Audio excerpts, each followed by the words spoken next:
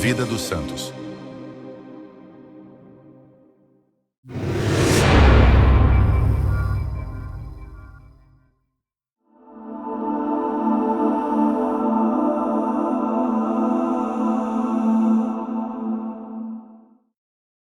Conheça a história de São Francisco de Assis.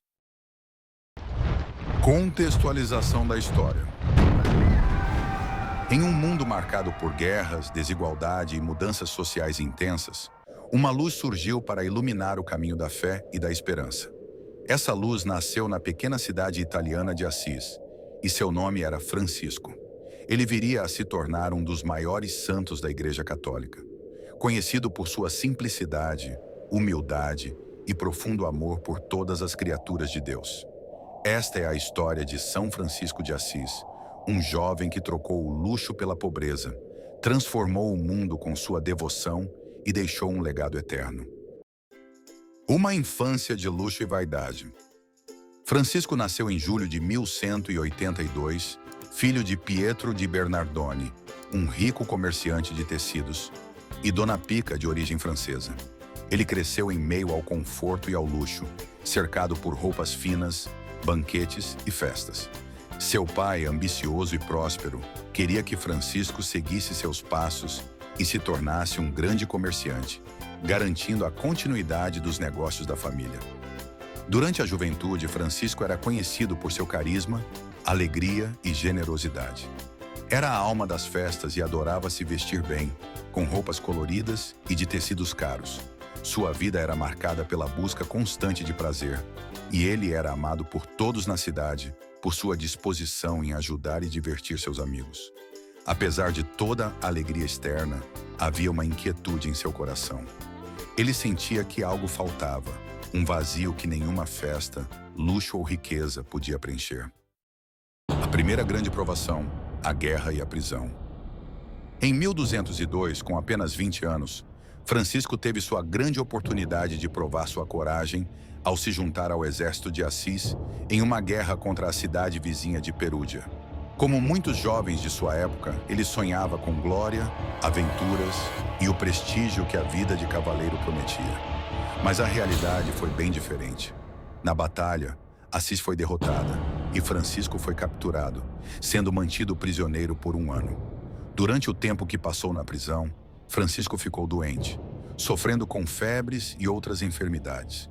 Ele teve que enfrentar a dura realidade da guerra e da perda, vendo amigos morrerem e sentindo na pele o que era o sofrimento.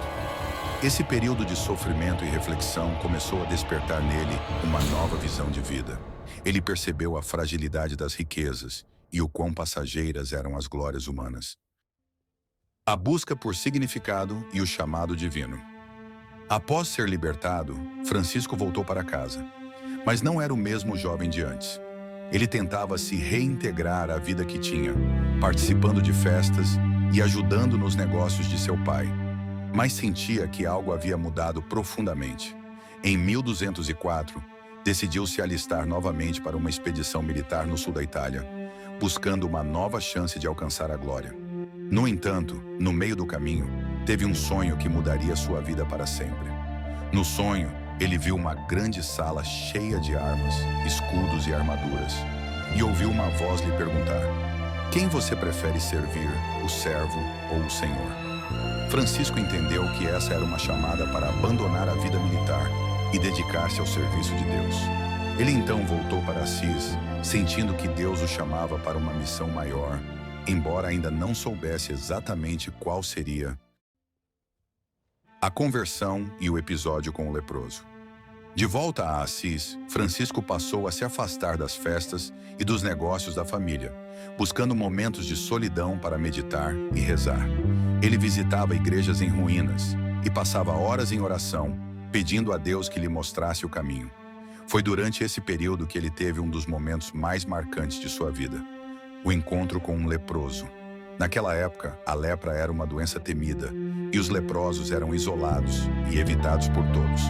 Francisco, como a maioria das pessoas, sentia repulsa e medo dos leprosos. Mas um dia, enquanto cavalgava pelos campos, encontrou um leproso no caminho. Seu primeiro instinto foi desviar o olhar e passar direto. mas algo o fez parar. Ele desceu do cavalo, aproximou-se do homem e, vencendo seu próprio nojo e medo, beijou as mãos do leproso. Ao fazer isso, sentiu uma profunda paz e alegria em seu coração, como nunca havia sentido antes. Esse ato de compaixão marcou o início de sua transformação espiritual. O chamado na igreja de São Damião. Francisco continuou sua busca por respostas. Em um dia, enquanto rezava na pequena igreja de São Damião, fora dos limites de Assis, ele ouviu a voz de Cristo vinda do crucifixo. Francisco, reconstrua a minha casa, pois ela está em ruínas. Francisco interpretou essas palavras de forma literal. Ele vendeu tecidos da loja de seu pai para conseguir dinheiro e começou a reformar a igreja de São Damião. Quando seu pai descobriu, ficou furioso e levou Francisco ao tribunal, exigindo que devolvesse o dinheiro. Na audiência diante do bispo e de toda a cidade, Francisco fez algo impensável. Tirou suas roupas, devolveu ao pai e disse que, a partir daquele momento, não era mais filho de Pietro de Bernardone, mas apenas de Deus. Ele renunciou a todos os bens materiais e passou a viver como um mendigo, vestindo apenas uma túnica simples. A vida de pobreza e serviço e a criação da Ordem Franciscana. Após abandonar sua vida de luxo, Francisco começou a viver de forma simples, cuidando dos pobres, ajudando a reconstruir igrejas em ruínas e pregando a palavra de Deus. Ele dizia que queria viver o Evangelho de forma literal, como Jesus ensinou. Sua humildade e alegria começaram a atrair seguidores. Homens que, assim como ele, sentiam o chamado para uma vida de serviço e simplicidade, começaram a se juntar a ele. Entre os primeiros a segui-lo estavam Bernardo de Quintavalle, um próspero comerciante, e Pedro Catani. Eles venderam tudo o que possuíam e doaram aos pobres, decidindo viver na pobreza ao lado de Francisco. Em pouco tempo, o grupo cresceu, e Francisco sentiu a necessidade de estabelecer uma regra para orientar sua comunidade. Assim, nasceu a Ordem dos Frades Menores, popularmente conhecida como a Ordem Franciscana, com o propósito de seguir os passos de Cristo na simplicidade, na pobreza e no amor. Viagem a Roma e o reconhecimento pelo Papa. Em 1209, Francisco e seus primeiros seguidores viajaram a Roma para pedir a aprovação do Papa Inocêncio III. Inicialmente, foram recebidos com ceticismo, e muitos membros do clero não acreditavam que uma vida tão radical de pobreza pudesse ser sustentável. No entanto, o Papa teve um sonho em que viu Francisco segurando a Basílica de São João de Latrão, impedindo-a de desmoronar. Impressionado pelo sonho, o Papa recebeu Francisco e seus companheiros e lhes concedeu a aprovação para seguir a vida que desejavam. A viagem de São Francisco aos Sarracenos. Em 1219, durante a Quinta Cruzada, São Francisco de Assis fez uma viagem ousada e inesperada ao Egito para encontrar o sultão Al-Malik Al-Kamil, líder dos sarracenos, que pertenciam à religião muçulmana. Diferente dos cruzados, que buscavam conquistar terras pela força, Francisco tinha o desejo de promover a paz e compartilhar a mensagem do Evangelho de maneira pacífica e corajosa. Ele atravessou o campo de batalha desarmado e, mesmo correndo risco de vida, foi recebido pelo sultão, que se impressionou com a coragem e a sinceridade daquele homem simples e humilde. O encontro de Francisco com o sultão foi marcado por um diálogo respeitoso e cheio de admiração mútua. Embora o sultão não tenha se convertido ao cristianismo, ele demonstrou grande hospitalidade a Francisco e o tratou com reverência, permitindo-lhe pregar livremente em seu território. Apesar do encontro inspirador entre São Francisco de Assis e o sultão Al-Malik Al-Kamil, a guerra não chegou ao fim. A mensagem de paz e o diálogo sincero de Francisco conquistaram a admiração do sultão, mas não foram suficientes para mudar a dinâmica complexa e os interesses políticos, econômicos e religiosos que sustentavam a Quinta Cruzada. O sultão, embora respeitoso, não tinha o poder de interromper a guerra unilateralmente. Além disso, os líderes cruzados, focados na reconquista de territórios considerados sagrados, não estavam abertos a negociar ou ouvir propostas de paz que envolvessem concessões. Para muitos, a guerra era vista como uma obrigação religiosa, um dever de fé. Assim, apesar do gesto pacífico de São Francisco e de seu desejo de estabelecer um entendimento, os interesses maiores em jogo impediram que sua missão resultasse em uma trégua definitiva. Essa viagem de São Francisco representou um testemunho poderoso de diálogo interreligioso, mostrando que a paz e o entendimento eram possíveis mesmo em tempos de conflito, e destacou seu compromisso profundo com a mensagem de amor e fraternidade universal. O amor pela criação de Deus e o primeiro presépio. Francisco tinha um amor profundo por toda a criação. Ele via em cada ser vivo uma expressão do amor de Deus e chamava os animais de irmãos e irmãs. Uma história famosa é quando ele pregou a um bando de pássaros que se aproximaram e ouviram sua mensagem. Ele dizia que todos os seres tinham um propósito e que deveriam ser tratados com amor e respeito. Em 1223, em uma pequena gruta em Grécio, Francisco teve a ideia de criar o primeiro presépio de Natal. Ele queria que as pessoas pudessem visualizar e sentir a simplicidade e humildade do nascimento de Jesus. Para isso, preparou uma manjedoura, figuras de Maria, José e do menino Jesus, e convidou todos a celebrarem o Natal de uma forma nova e tocante.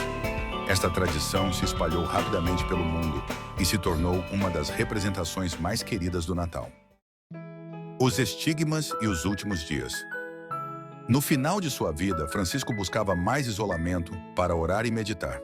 Em 1224, ele se retirou para o Monte Alverne e, em meio às suas orações, teve uma visão de Cristo crucificado em forma de serafim. Após essa visão, ele recebeu os estigmas, as 5 chagas de Jesus, em seu próprio corpo. Francisco é considerado o primeiro santo a receber esse sinal, um gesto de profunda união com o sofrimento de Cristo. Embora sentisse grande alegria espiritual, as dores físicas eram intensas e ele se enfraquecia cada vez mais. Nos últimos anos, ele foi acolhido por Santa Clara e suas irmãs no mosteiro de São Damião, onde recebeu cuidados. Mesmo debilitado, continuou pregando, compondo canções e inspirando todos ao seu redor. O Cântico das Criaturas e a morte de São Francisco. Apesar de todas as suas dores e doenças, Francisco nunca perdeu sua alegria e gratidão. Ele compôs o Cântico das Criaturas, um poema de louvor à criação, onde agradece a Deus pelo sol, pela lua, pelo vento, pela água e até pela irmã morte. Essa música é um dos primeiros exemplos de literatura em língua italiana e continua a ser um hino de louvor e gratidão. Em 3 de outubro de 1226, cercado por seus irmãos, Francisco faleceu cantando e louvando a Deus. Ele tinha apenas 44 anos. Canonização de São Francisco de Assis. São Francisco de Assis foi canonizado em 16 de julho de 1228, apenas 2 anos após sua morte, pelo Papa Gregório IX. A rapidez do processo refletia a grande admiração e devoção que Francisco havia despertado em vida. Milhares de pessoas já consideravam Francisco um santo por causa de sua profunda humildade, amor ao próximo e simplicidade radical.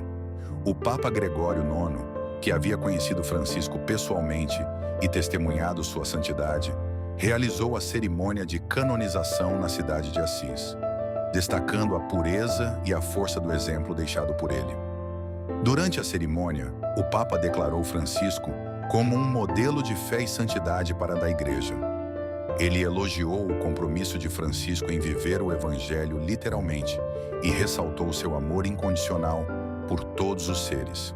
Após a canonização, uma imponente basílica foi construída em Assis para abrigar seus restos mortais, tornando-se um local de peregrinação e devoção, onde pessoas do mundo inteiro poderiam conhecer e celebrar a vida de um dos santos mais queridos da história. Obrigado por assistir. Se você gostou deste vídeo, não esqueça de deixar o seu like, comentar e se inscrever no canal para não perder nenhum conteúdo. Compartilhe com seus amigos e familiares para que mais pessoas possam conhecer essas histórias inspiradoras. Fique ligado porque no final deste vídeo vão aparecer 3 banners. um banner com a playlist completa de A Vida dos Santos e 2 banners com filmes sobre a vida de São Francisco de Assis. Não perca! Até a próxima! Vida dos Santos.